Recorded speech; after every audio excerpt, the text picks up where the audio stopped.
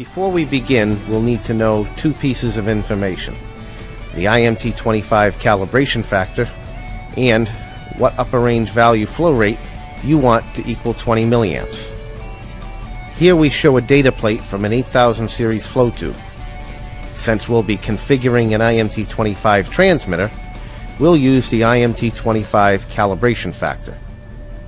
For this example, we'll use an upper range value scaling of 150 gallons a minute.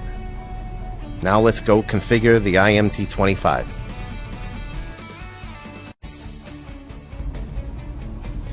From the measurement screen, we will press the left arrow one time, and the screen says top level measurements. We'll now press the down arrow or acknowledge key 3 times until it says top level quick start.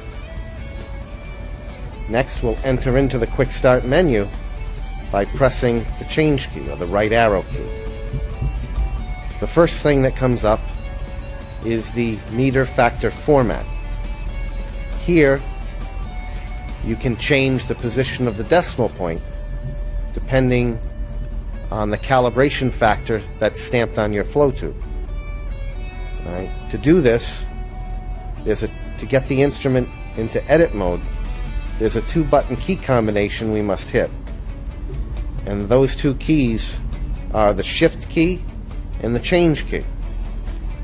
I usually recommend pressing and holding the shift key, pressing the change key, and then releasing both buttons together. So we're going to press and hold the shift key, press the change key, and release them both together. When you do that correctly the first time, it'll say go offline.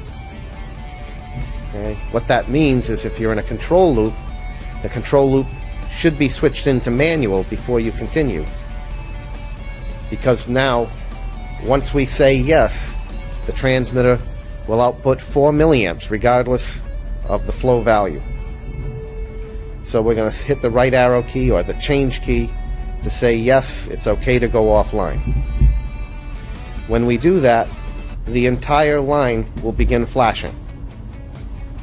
Okay? Our choices are exponential format.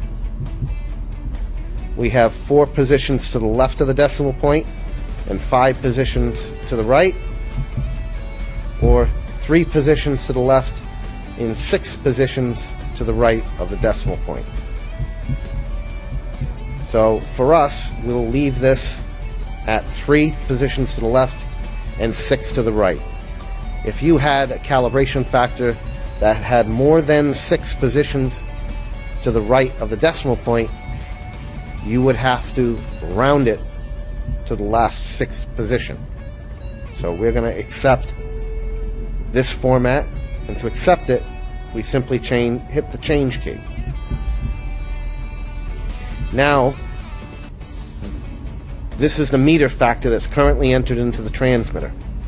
The default is 12, which represents the average calibration factor for a 2-inch flow tube. To change this meter factor number from 12 to the meter factor that's stamped on your flow tube, you would simply do the shift and change keys together to get the transmitter into edit mode. Once the transmitter is in edit mode by the left bracket flashing, you would now use the right arrow key or the change key to move along to each of the different digits and change it to the meter factor that's actually stamped onto your flow tube's data plate. In this case, the IMT25 calibration factor is 16.57196. So we'll move along and change this to 16. Using the up and down arrow keys, we can change the numbers along the way.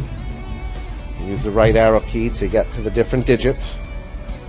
16.5,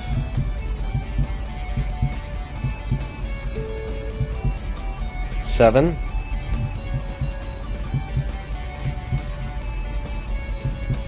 1, 9, 6.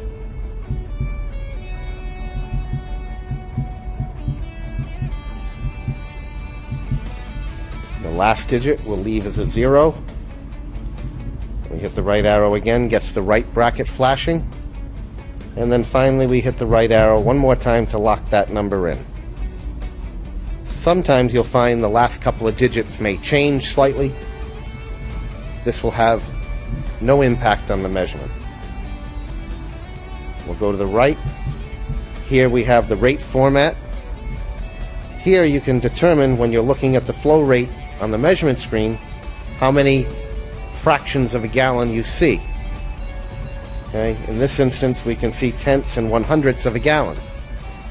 Many times on larger flow tubes, people really don't care about seeing fractions of gallons, and many times prefer to see just whole gallons. For this exercise, we'll look at 1 decimal point to the right. So we'll do shift and change.